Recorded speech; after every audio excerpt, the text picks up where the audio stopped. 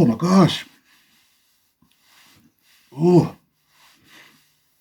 Ah.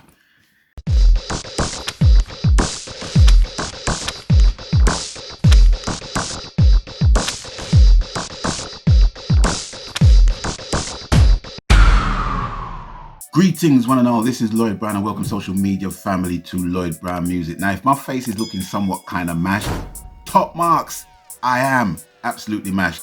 Just got some shopping in and it is hot a road, man. Heat's just bouncing off concrete. Now I know how turkeys feel on Christmas Eve. Absolutely roasting. Now people can say, well, you know, you got a beach, Southend Beach is just down the road, Brighton Beach is just down the road. Listen, let me tell you something. I am not gonna go down there and sit in that hive and try to put my foot in a brown water. Turquoise waters, that's my prerequisite. If the water's brown, something's wrong with the plumbing, dude. You know what I mean? Why am I mashed? Well, on Friday night, I got some really sad news about one of my brethren. Them don't really want to go too into it, but it messed me up, absolutely messed me up. And then Saturday morning, I decided that I want to sing real hard. So instead of my usual 1 song per day, I decided to voice 3 songs yesterday. Lead vocals, backing vocals, vocal arrangements, textures, harmonics, the lot. I started around 11 o'clock, finished around 9:45, after which I checked in the inventory of my album and basically played the tracks from start to finish in alphabetical order. And I have to say, it was very refreshing to hear an album that has no covers, no lick over rhythms, totally original music and lyrics. Very refreshing, very refreshing. That was definitely something that I wanted to take out of this whole lockdown experience, was to actually present something that was fresh, that had no leanings towards anything that people has heard before. So I'm quite happy with that. So after listening to the album, it must have been like around 3:30, 4 o'clock this morning. And I went to bed and then I got up and then I just done my shopping, came back and said to myself, right, I'm gonna voice the last 2 tracks that I need to voice for the album. My body just jumped out of my skin and my body said to my skin, hey yo, brethren, you know, I've voiced nothing today, you know, remember me tell you. And my skin is saying, who's you for telling me about my business? Come out my face. And my body's saying, from the moment you bust a note, you know, brethren, go and bust your ribs. Remember me tell you. So guess what happened? Oh my gosh. Oh. Yeah, it's good. It's good. Sweating is good. I'm drinking lots and lots and lots of water. So it is absolutely good. So today I wanted to make a video about something that people have been wondering and people have been asking me a lot. How do you make your albums so quick?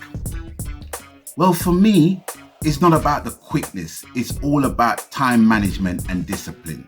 Those are the 2 things that I hold on to in order for me to section off the duties that I need to carry out in relation to my albums. So I'm going to explain to you how I make my albums. It's very simple when you look at it, because if I'm going to draw any comparisons, right? Let's say an elite athlete. They get up around 4 o'clock in the morning, they basically train, you know, they do their circuit exercises, they run 3 miles, 4 miles, 5 miles, 10 miles, in my case, 50 yards. They do what they gotta basically do. It becomes a routine for them. So by the time it comes to them running a marathon or them running an Olympic Games or they're running a special event, they can perform to the best of their ability. It's the same thing in life with anything else.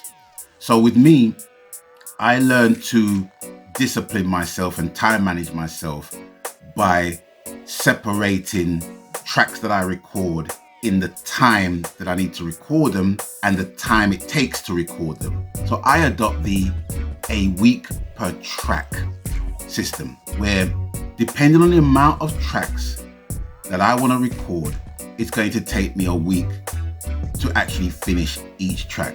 So let's just keep it simple and just say, right, okay, I'm going to record a 10-track album.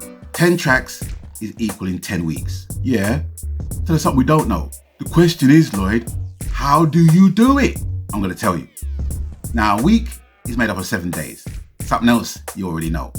But the 7 days are split into 7 sessions that you must apply each aspect of the recording process to. So let's say we're recording from Sunday to Saturday, or Monday to Friday to next Monday and Tuesday. Whatever the permutation is, 7 days.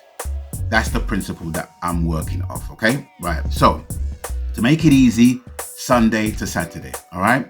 Sunday, you utilize that day in basically getting your ideas together, whether it be a lyric, whether it be a beat, whether it be a melody, whether it be anything, whatever. Commit that idea to paper, your phone, your digital audio workstation, your iPad, GarageBand, whatever technical wizardry you have in your possession. You commit your ideas to that, and then you have something to work off, and you have the whole day to do it. Now, I know that some people, they don't have like 12 hours like I do to implement those kind of things. Well, what can I say? I'm a professional. This is what I do for a living. I don't do this part-time. I don't drive vans on a weekday and do this thing in the evening or weekends.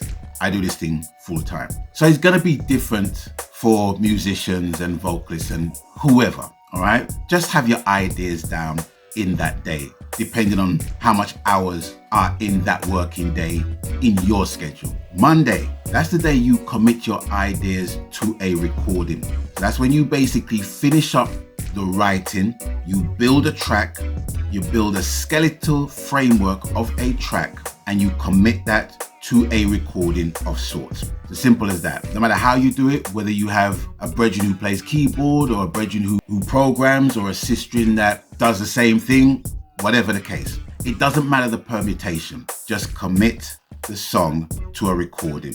12 hours max, or whatever amount of hours you have in that day to basically do it. That constitutes 1 day of work.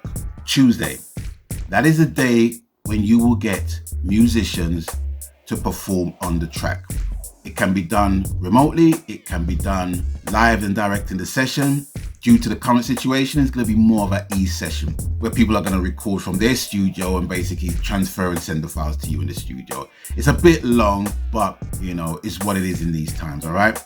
So multiply that performance by the amount of people that you want to perform on the track in terms of session musicians and stuff. Wednesday is what I call vocal day. You need to put all of the vocals that you had written and arranged in your song and commit that to the recording as well, no matter what it is.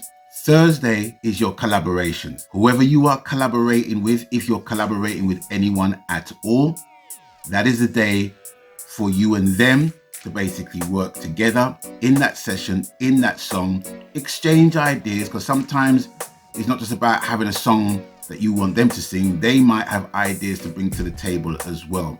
And that's a good way of bouncing your ideas off each other. Friday, that is the day you take to mix your track. Whether you do it by yourself, whether you hire someone to do it for you, whatever permutation, that's what you gotta basically do. You commit that day to mixing the track. And Saturday is when you listen back to the track and get all of the imperfections that you probably might not have heard when you mixed it on the Friday and listened to it. Listen to those imperfections and sonic inadequacies and get them out of the mix so that your mix sounds clean. So it's just basically tinkering, listening again, and giving the track a final mix. And the mix being final, because you're working to a schedule. Now, some people can mix a tune in 2 hours. Some people can mix a tune in 1 hour. Some people can mix a tune in 5 hours. Some people want to take the whole day and mix the tune. There's no one way of doing it, but the day is as the day is long. So just know that once you've committed yourself into performing a task within that day, it will work out for you. And that is pretty much it. I can't put it in any simpler way. It may not work for you. I'm not saying it's the way, but I'm saying it's my way, and it's been my way for the last 16 years. It might not even feel healthy to you to be making an album a year, as it were. I'm not suggesting that you should do that, but if you want to make an album in a tight amount of time, then that is basically the formula to work from. In essence, it's going to teach you how to become disciplined in what you're basically doing, because there's many distractions, and I know life happens and life gets in the way. I'm not saying that you must forget about everything that's going on in the world and just deal with the music. No, it's just to